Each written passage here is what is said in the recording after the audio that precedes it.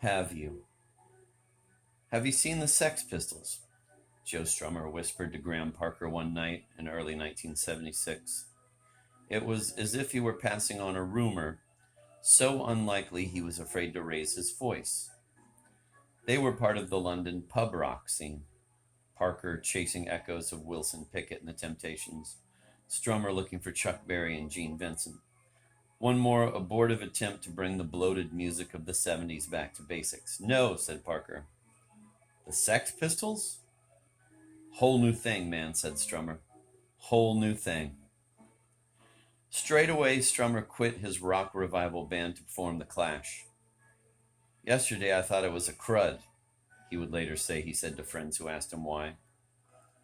Then I saw the Sex Pistols and I became a king. It's a good story, too good to be true, but it was true in the music, and never more so than in the music of the Slits. They were the first all-female punk band. 4 teenagers who hadn't the slightest idea of how to do anything but climb onto a stage and shout.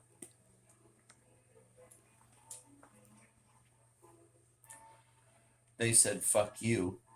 It meant why not? It was the sound John Savage wrote long after the fact, of people discovering their own power.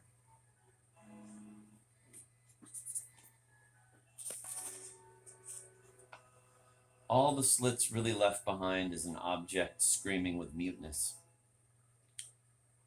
A nameless LP and a blank bootleg sleeve. I like to think the disc is called Once Upon a Time in a Living Room, but there's no way to be sure. With phrases scrawled at random across the label in lieu of titles. You have to decide the names of the songs from the choices offered. A Boring Life, then, once the music starts, I've never tried to understand a word. One Slit giggles. A second asks, you ready? Another answers, ready, as if she never could be.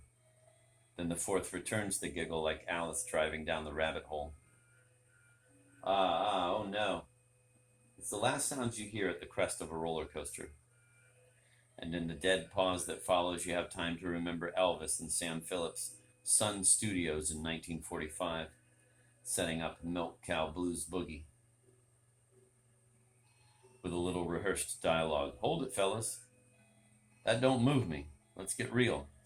Real gone for a change. Except that the Slits dialogue is too trivial to have been rehearsed.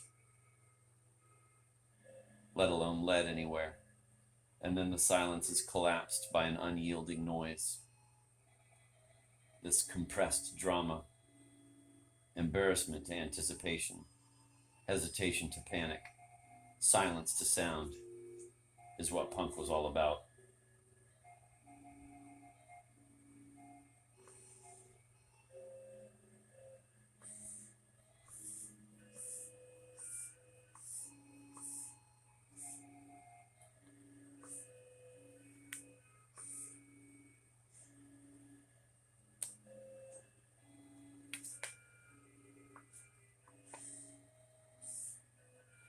The Slits were Airy Up, lead singer, Palm Olive drums, Viv Albertine guitar, Tessa bass.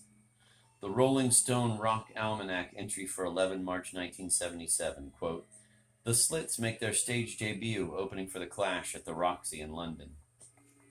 They will have to bear the double curse of their sex and their style, which takes the concept of enlightened amateurism to an extreme.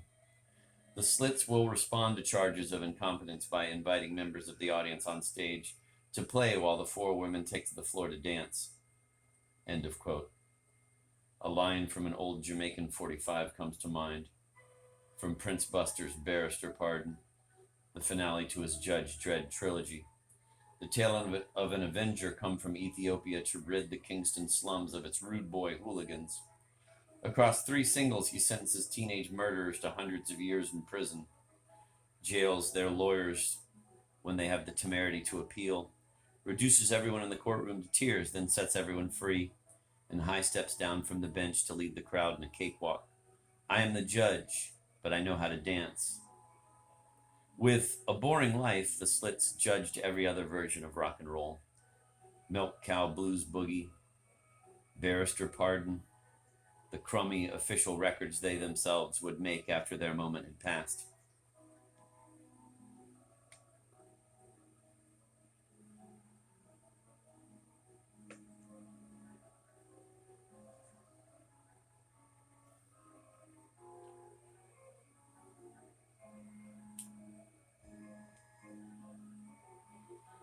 Nothing could keep up with it, shouting and shrieking.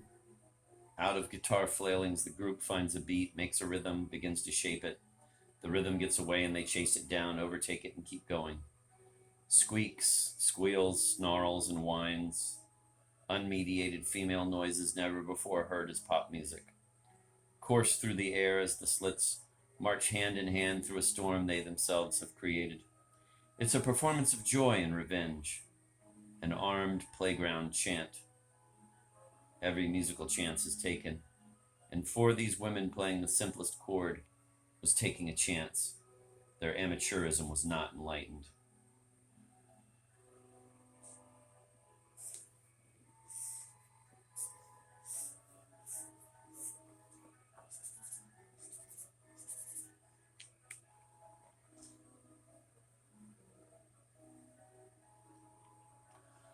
No more rock and roll for you. No more rock and roll for me. Goes a drunken moan elsewhere on the record, echoing the Sex Pistols chorus for No Future.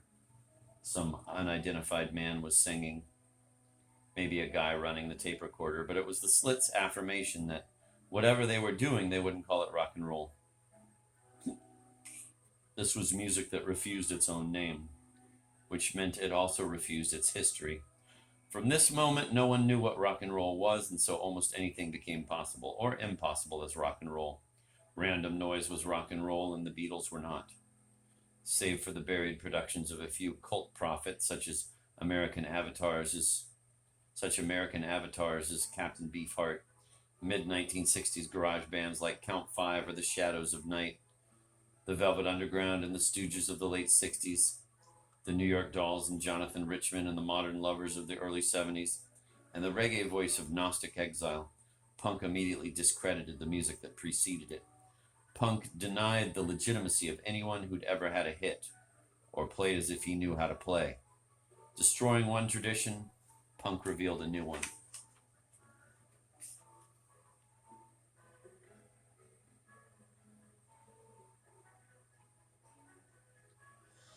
Looking back, it remains possible to take this version of the rock and roll story for the truth as the whole story, not because the music punk discredited was worthless, but because what little remains of the Slits' music allows you to imagine that the sound they made communicated more completely and more mysteriously than the most carefully crafted work of anyone who came before or after.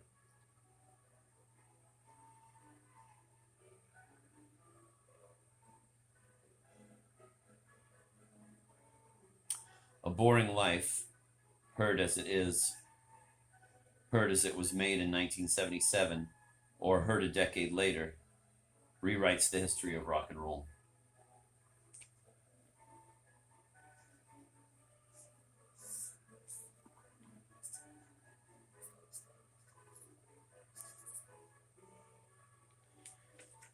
It's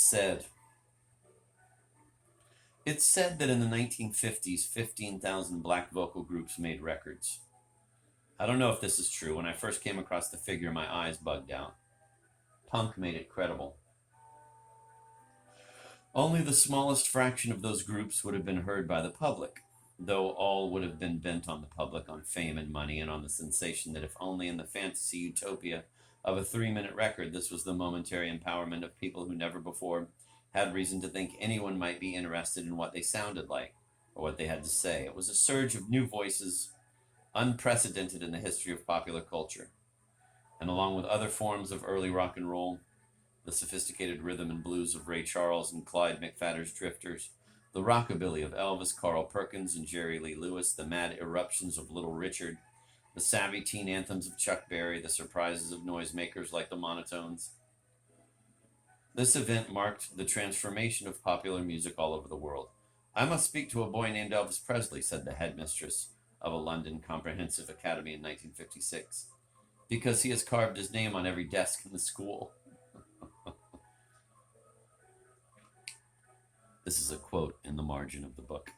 It was so wonderful to have rediscovered at what was already an advanced age the sort of feelings I first had when I heard Little Richard and Elvis Presley as a kid. It was exciting, but there was an element of fear as well. You thought, can this be real? You went to the gigs and there was a feeling that you were participating in something that had come from another planet. It seemed so remarkable that it was happening at all. And that quote was from a BBC disc jockey, John Peel, 1986, on London Punk, 1976. The next major event in rock and roll, the emergence of the Beatles in Liverpool and London between 1962 and 1963, powered by the black rock of James Brown, Motown in Detroit, and Stax in Memphis, produced no such cacophony. Countless new bands recorded, but once revitalized, the music was soon dominant and entrenched across the West, linked to the social revolt of American blacks, then to the international rebellion of white youth. Rock and roll grew self-important. Hailed as art, it grew self-conscious. The spirit that brought the sound to the attention of the world in the first place, the eagerness to do absolutely anything to get heard that still leaps out of so many 1950s 45s, or for that matter out of so many third-rate 1964 Beatle imitations, was replaced by a cult of wisdom, responsibility, and virtuosity.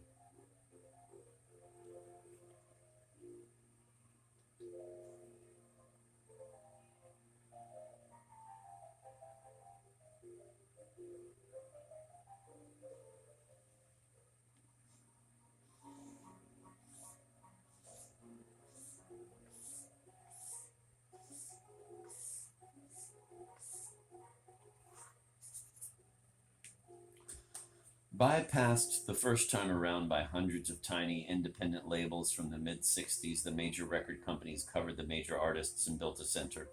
Idiosyncratic music, a concept that would have made no sense at all in 1956, soon sounded merely cranky. By 67, a pop year organized around the Beatles' Sgt. Pepper's Lonely Hearts Club Band, rock and roll was governed by an ideology of affirmation, creativity, and novelty. Almost everything sounded hopeful, significant, and new, but in fact the music was imploding. Almost everything was aimed at the center, and the spinning center threw off whatever was not. End of the decade warnings, the Beatles' A Day in the Life, the Rolling Stones' Let It Bleed, Bob Dylan's John Wesley Harding, the Velvet Underground's White Light, White Heat, John Lennon's Plastic Ono Band, Sly and the Family Stones' There's a Riot Going On. The post-riot wave of disillusioned, politicized black pop were ignored even by those who made them. The music business moved toward rationalization.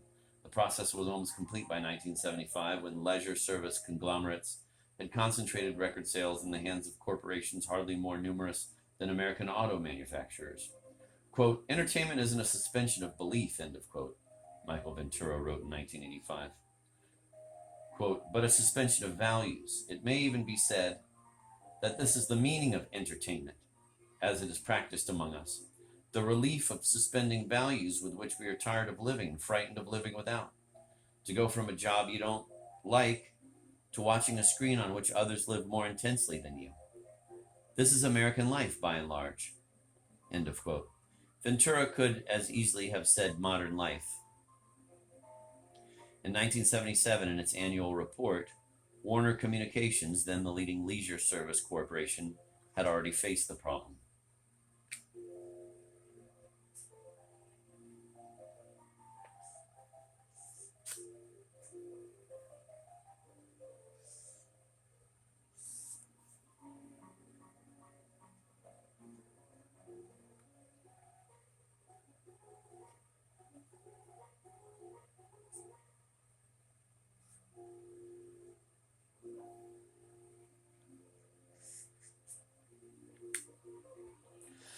Entertainment has become a necessity. The statement seems unsupportable. Can entertainment be necessary in the sense that food, clothing, and shelter are necessary? The problem in the above statement is not with the word necessary, but with the word entertainment. As recently as 20 years ago, entertainment, diversion, amusement, would have served adequately to describe the vast majority of movies, television, radio, popular print and recorded sound.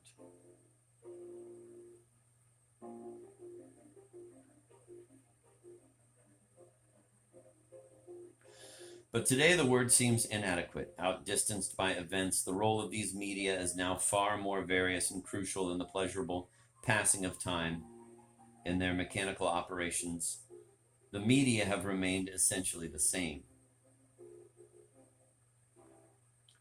Yet in their personal and social usefulness, they are utterly changed. The pace of world industrialization that has steadily accelerated since the 19th century is widely believed to have affected a severe challenge to individual identity.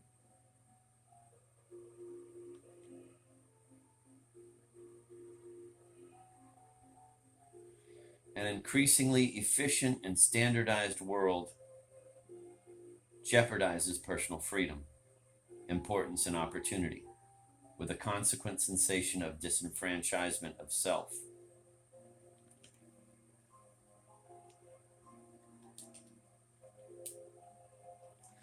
This is what, in 1956, Harold Rosenberg meant when he spoke of proletarianization, the process of depersonalization and passivity brought on by modern social organization, the extension of the psychic condition of the 19th century factory worker into the totality of 20th century society. Demoralized by their strangeness to themselves and by their lack of control over their relations with each other, Rosenberg said, members of every class surrender themselves to artificially constructed mass egos that promise to restore their links with the past and future. In 1977, Warner Communications did not see things so bleakly. Having allowed technology to create the problem, man has begun using technology to redress it. With the exponentially increased availability of all forms of communication, the media of, quote, entertainment, end of quote, have been pressed into service to provide the individual with models of experience, opportunities for self-recognition, and the ingredients of identity. The movement of information at many rates of speed to many kinds of people is the business of Warner Communications, and the phenomenal growth of our company, along with other leaders in the field, reflects a marriage of culture and technology unprecedented in history, and a commensurate revolution in the human sense of self.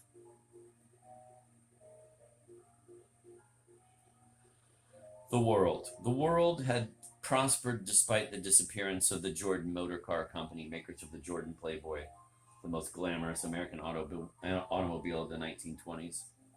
Presumably, the world could get along without the equivalent of 15,000 doo-wop groups making records.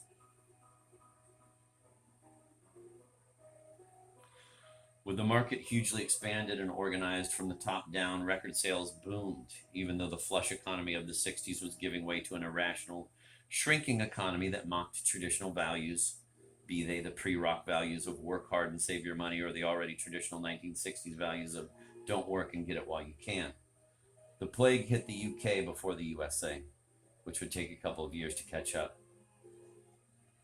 It is no accident that The Ice Age, Margaret Drabble's novel about the economic and social collapse of Britain, peopled with characters who actively welcomed depression as a relief from anxiety, appeared at the same time as the Sex Pistols. Both sought a purchase on a world in which societies and promises were no longer kept, and in which those who believed they would be kept were swiftly exposed as fools.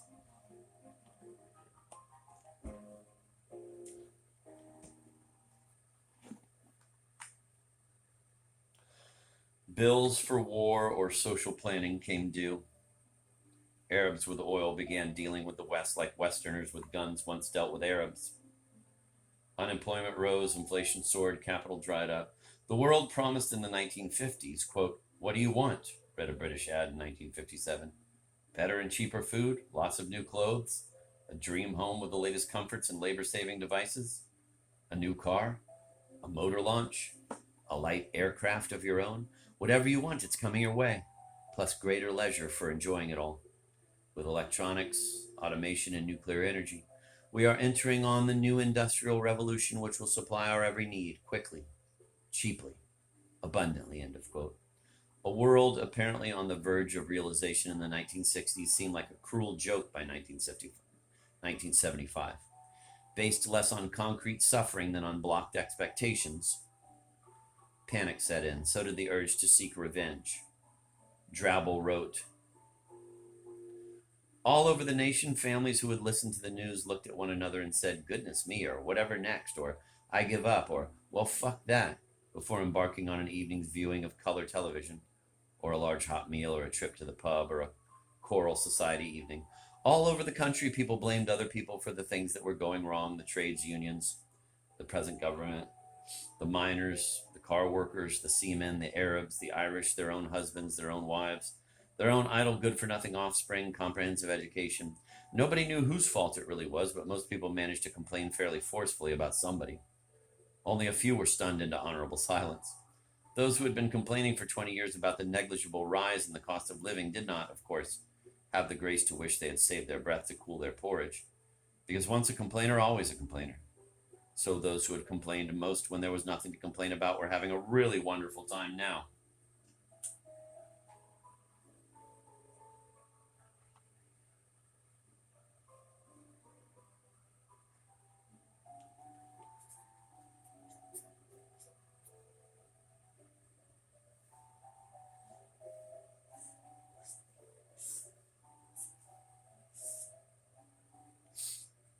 Mainstream.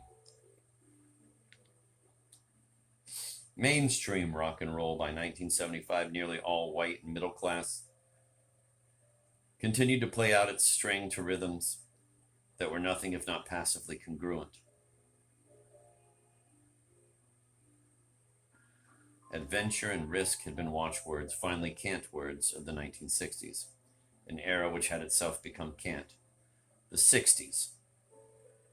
Now the deaths, breakdowns, and burnouts attendant upon the struggles and experiments of those times were converted into the cant watchword of the 1970s: survival. Queer as the word might seem as a definition of choices open to people who were white, middle class, and relatively young, for it was almost exclusively to such people that the word was applied, it proved impossible to resist. Through the magic of ordinary language, survival and its twin, survivor, wrote the 60s out of history as a mistake and translated the 70s performance of any act of personal or professional stability, holding a job, remaining married, staying out of a mental hospital, or simply not dying, into heroism. First corrupted as a reference to those survivors of the 60s who are now engaged in real life, the word contained an implacable equation. Survival was real life.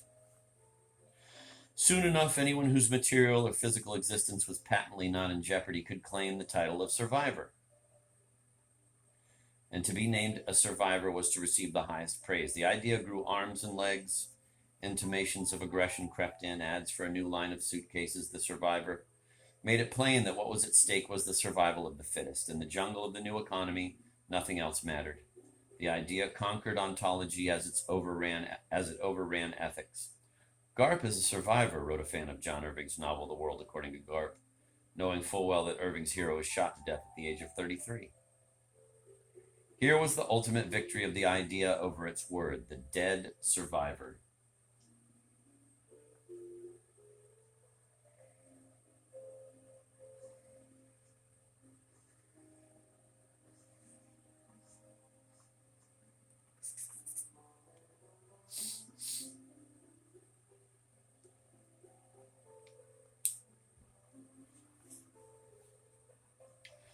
The notion of what in 1976 Bruno Bettelheim called a completely empty survivorship, where survival is all, it does not matter how, why, what for, invaded every form of discourse. Bettelheim was writing about the new philosophical sanctification of survival as opposed to even a fantasy of resistance. In Nazi extermination camps, according to such arguments as Lena Wertmüller's film Seven Beauties and Terence Dupre's camp study The Survivor, he said, "The only thing that is really important is life in its crudest, merely biological form. We must live beyond the compulsions of culture and by the body's crude claims." One had to live, in other words, according to a dictatorship of necessity. Not beyond culture, but before it. And as Hannah Arendt once wrote, the dictates of the body were inimical to freedom. When survival took precedence, quote, freedom had to be surrendered to the urgency of the life process itself.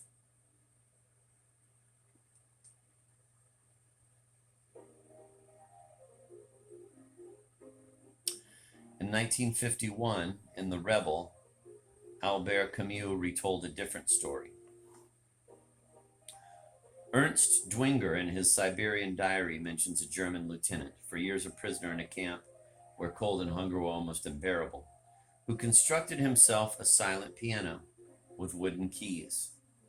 In the most abject misery, perpetually surrounded by a ragged mob, he composed a strange music audible to him alone. A story, Camus said, of an harmonious insurrection. But Camus was no longer fashionable. Neither were cold and hunger or the, quote, state of constant want and acute misery, end of quote, errant meant by, quote, necessity, end of quote. Language turned inside out so that culture was a compulsion. Necessity, a luxury. Survival, an affluent sensibility. And thus the creed of survivalism was embraced most eagerly not by those suffering privation, but by rock stars. You could read the new ideology of the record titles, the new ideology off the record titles. Survival, survivor, rock and roll survivor, you're a survivor, I survive, soul survivor, street survivors, survival, surviving, I will survive. On and on into endless redundancy, in almost every case signifying the offerings of performers who should have been stunned into an honorable silence years before, but who now found themselves granted the dispensation to purvey their wares forever, and, what is more, to celebrate the act as a moral triumph, a triumph that devalued any effort to pursue adventure and risk. The exchange of a guarantee of dying of boredom for a guarantee of not dying of hunger was a good deal. The only game of time, the only game in town.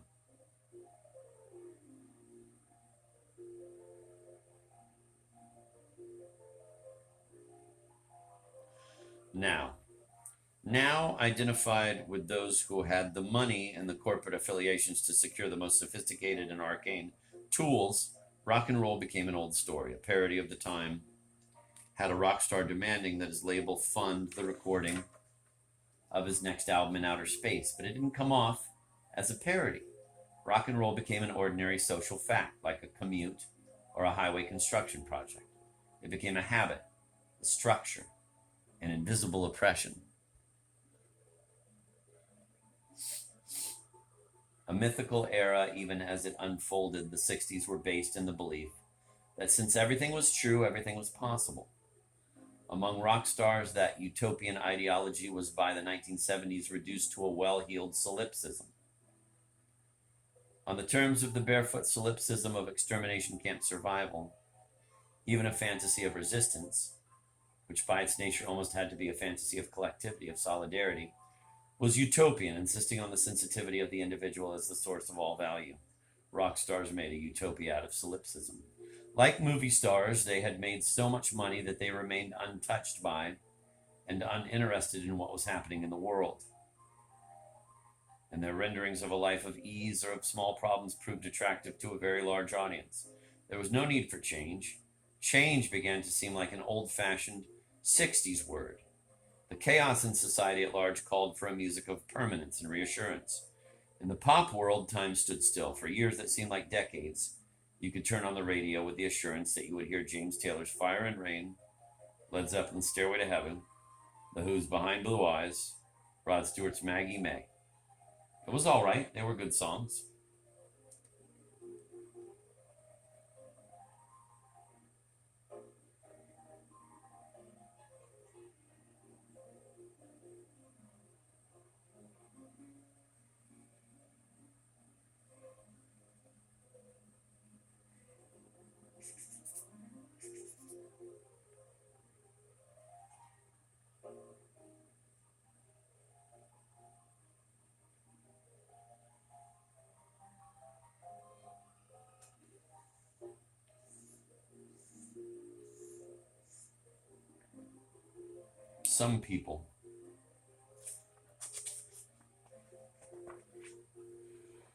Some people began to lose their taste for surprise. Others had never known it. People pay to see others believe in themselves, Kim Gordon of the New York punk band Sonic Youth wrote in 1983. On stage, in the midst of rock and roll, many things happen and anything can happen. whether people come as voyeurs or come to submit to the moment. Such words would not have been written in the mid-70s when people paid to see others believe that others believed in them. As the concerts of the time ended, fans stood up, lit matches, held them high. They were praying. It was 1974. Malcolm McLaren was briefly in the United States managing the New York Dolls, then on their last legs. They had wandered into his shop, played him their records. He'd laughed. "I couldn't believe how anybody could be so bad," he said long after, citing the moment as the inspiration for the Sex Pistols. The fact that they were so bad suddenly hit me with such force that I began to realize I'm laughing. I'm talking to these guys. I'm looking at them and I'm laughing with them. And I was suddenly impressed by the fact that I was no longer concerned with whether you could play well, whether you were able to even know about rock and roll to the extent that you were able to write songs properly wasn't important any longer. The Dolls really impressed upon me that there was something else. There was something wonderful. I thought how brilliant they were to be this bad. No doubt a year later, McLaren would be playing Dolls records for the Sex Pistols, just as 2 decades before Sam Phillips had played old blues records for his new rockabilly singers. A banner McLaren painted up and hoisted over the Dolls' last stages captured the dead time they never escaped. What are the politics of boredom?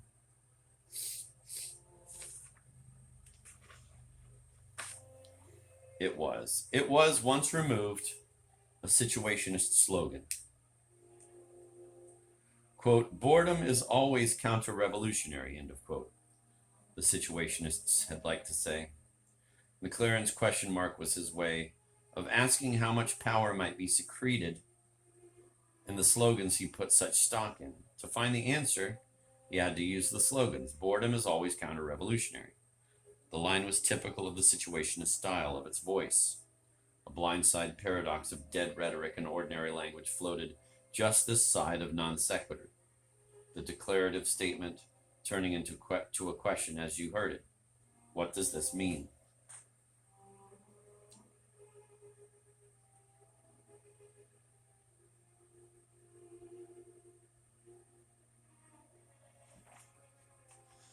You already know, the situationists had answered. All you lack is the consciousness of what you know.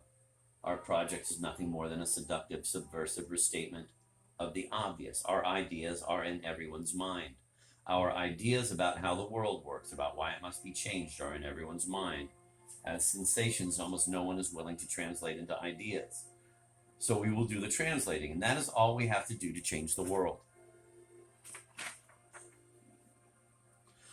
Boredom, to the situationists, was a supremely modern phenomenon, a modern form of control. In feudal times and for the first century of the Industrial Revolution, drudgery and privation produced numbing fatigue and horrible misery. No mystery, just a God-given fact. In Adam's fall, so sinned we all. And as for those few who knew neither fatigue nor misery, it was easier for a camel to pass through the eye of a needle than for a rich man to enter heaven. As the situationists saw modernity, limited work and relative abundance, city planning and the welfare state produced not happiness but depression and boredom. With God missing, people felt their condition not exactly as a fact, but simply as a fatalism devoid of meaning, which separated every man and woman from every other, which threw all people back upon themselves. I'm not happy. What's wrong with me? Fatalism is acceptance. Que sera, sera is always counter-revolutionary.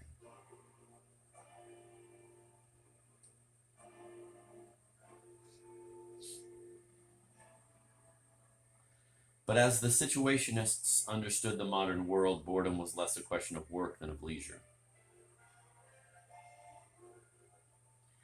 As they set out in the 1950s, work seemed to be losing its hold on life. Automation and cybernetics were wonderful new words. Leisure time was expanding, and in order to maintain their power, those who ruled, whether capitalist directors in the West or communist bureaucrats in the East, had to ensure that leisure was as boring as the new forms of work. More boring, if leisure was to replace work as the locus of everyday life, 1,000 times more. What could be more productive of an atomized, hopeless fatalism than the feeling that one is deadened precisely where one ought to be having fun?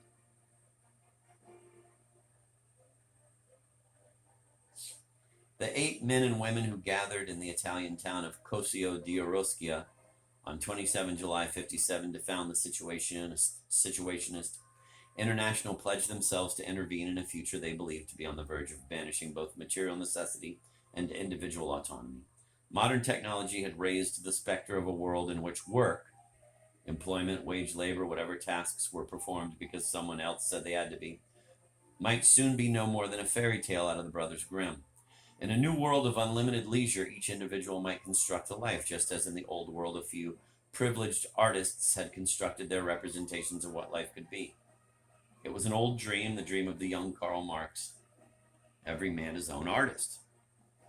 But those who owned the present saw the future far more clearly than any of the sodden leftist sects claiming Marx's legacy.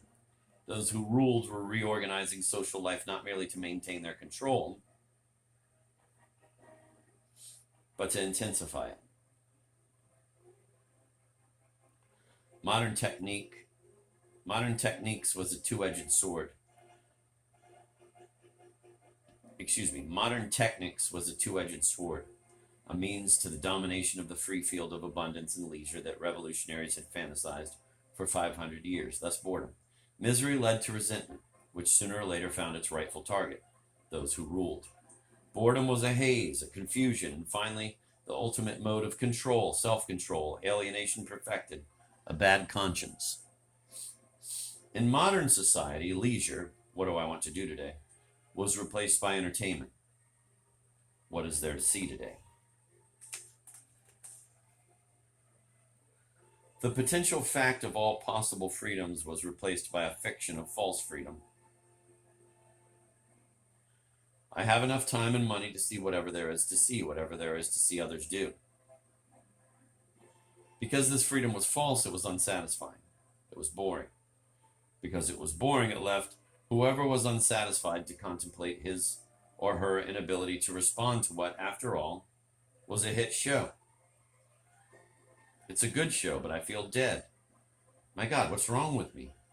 It was leisure culture that produced boredom, produced it, marketed it, took the profits, reinvested them. So the world was going to be changed, announced the first number of International Situationist in June 58, because we don't want to be bored. Raging and ill-informed youth, well-off adolescent rebels lacking a point of view but far from lacking a cause. Boredom is what they all have in common.